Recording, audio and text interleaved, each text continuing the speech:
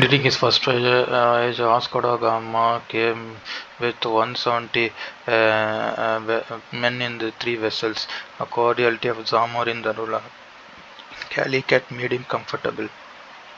He journeyed back on 29th August 1498 with only 55 surviving men and the three ships were laden with Indian goods. Gama's success made Portugal to send 1,200 men with 13 vessels under Pedro Alvarez Cabral. On 29th October 1502, Gama visited Calicut for the second time with a fleet of 20 vessels. Gama moved from Calicut to Cochin as its harbor was better as soon realized the monopolistic Sireba of Arabs should be broken. Portuguese stopped early expeditions instead appoint viceroy. Uh, Viceroy. The first viceroy was Francisco de Almeida, who followed what is known as the Blue Water policy. He destroyed the fleet of Jamorin and a fleet by the Sultan of Egypt. He befriended the ruler of Cochin and built fortresses at Cochin, Kannur and other places on Malabar coast. Albuquerque, the successor of Almeida, was the real founder of the Portuguese Empire in India. They defeated Yusuf Adil Khan, the Sultan of Bijapur in 1510 and captured Goa. He developed Goa into a center of commerce by making all ships. He encouraged people of all faiths to settle in Goa. He attacked the Arabs and successful in taking Aden. In 1515, he took control of Hormuz. So Albuquerque attempted to stop the practice of sati. Two more viceroys found a significant role in consolidating Portuguese empire in India. They are Nino de Canha and Antonio de Noronha. Da Canha occupied Basain and Dio in 1534 and 1537 respectively. The port of Daman was wrested from the hands of Ahmad ul Mulk in 1559.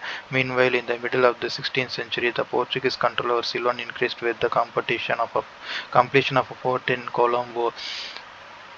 It was during the period of Din Oranha 1571 the Mughal ruler Akbar visited Camp in Gujarat and first contacts between the Portuguese and the Mughal Empire were established. In 1580, Philip II, King of Spain, defeated Portugal and annexed it. In India, the Dutch defeated the Portuguese in Ceylon and later seized the Portuguese fort on Malabar coast. Thereafter, rather than protecting their settlements in India, Portuguese power began to evince greater interest in Brazil. Impact of Portuguese presence. For the first time political history of India, the Europeans conquered and seized territories from Indian rulers. Indian rulers remained divided and Europeans took advantage of it. Europeans adopted new methods in warfare. Gunpowder and superior artillery played a significant role. The Portuguese could contain the monopolistic trade of the Arabs, but it did not really help them. Instead, it benefited British. The marriages between Europeans and Indians encouraged by Portuguese and created new Eurasian racial group. The presence of Portuguese is very much evident in Chennai Santo. Mylapore was the Portuguese black town. Georgetown was the British black town. Following the establishment of Portuguese settlements, Jesuit missionaries visited India. Robert de Nobile, whose linguistic abilities enabled him to write extensively in Tamil and Sanskrit, is considered the father of Tamil prose.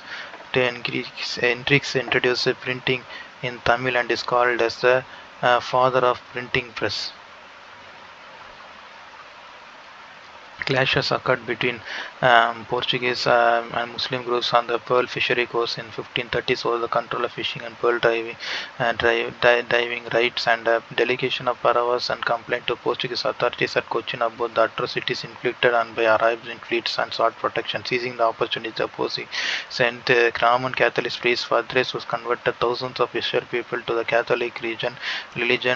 Following this, Saint Francis Xavier, one of the founders of the Society of Jesus, arrived in Goa in 1542 and travelled as far as Thoothukudi and Punnakkal to baptize the converts. Xavier established a network of Jesuit mission centers. His visit is evident from the shrines dedicated to Saint Xavier and towering churches that kept him in the fishing villages on the Coromandel coast. The Portuguese threatened disruption of trade by violence unless their protection cartas was brought. Under the carta system, the Portuguese extracted money from the traders on price for protection against what they termed as piracy, but much of this was caused by Portuguese freebooters themselves, and so the whole system was blunt and protection racket.